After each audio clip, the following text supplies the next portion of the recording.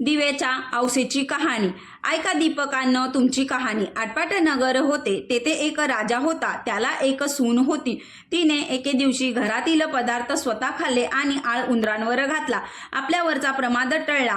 इकडे उंदरांनी विचार केला की आपल्यावर उगाचच आळ आला आहे, तेव्हा आपण हिचा सूड घ्यायचा म्हणून त्यांनी विचार केला. रात्री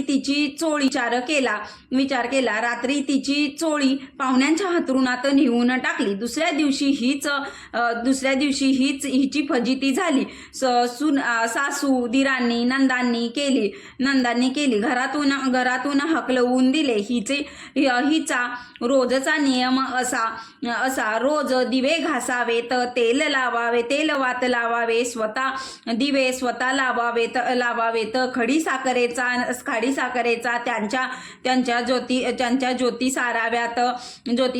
दिव्याच्या अमावस्येच्या दिवशी त्यांना चांगला नैवेद्य दाखवावा. ते सर्व ही घरातून निघून गेल्यावर बंद पडले. पुढे या अमावस्येच्या दिवशी राजा शिकारीहून येत होता. तो एका झाडाखाली मुक्कामास उतरला.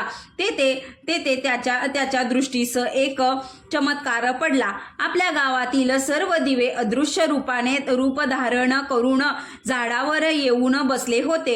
एकमेकांशी गप्पा गोष्टी करत होते की कोणाच्या घरी जेवायस काय केले होते, पूजा कशी मिळाली, पूजा कशी केली वगैरे चौकशी चालली होती. सर्वांनी आपल्याला घरी घडलेली हकीकत सांगितली. त्याच्या मागून राजाच्या घरचा दिवा सांगू लागला. बाबांनो, काय सांगू, यंदा माझ्यासारखा हतभागी कोणीही नाही. मी दरवर्षी सर्व दिव्यांचा मुख्य असायचं. माझ्या थाटमाट जास्त व्हायचा.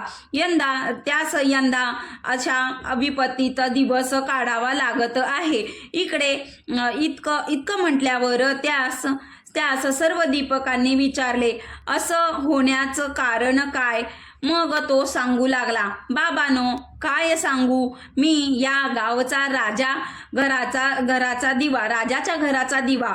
त्याची एक सून होती. तिने एके दिवशी घरातील पदार्थ स्वतःच खाल्ले आणि आळ उंदरांवर घातला. आपल्यावरचा प्रमाद टळला.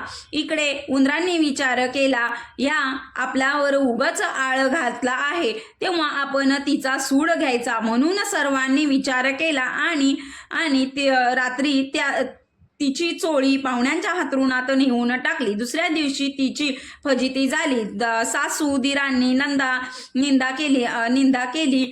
घरातून तिला हकलवून दिले म्हणून हे मला दिवस आले. मी तर दरवर्षी माझ्या मनोभावे पूजा करीत असे. ती दरवर्षी माझी मनोभावे पूजा करत असे.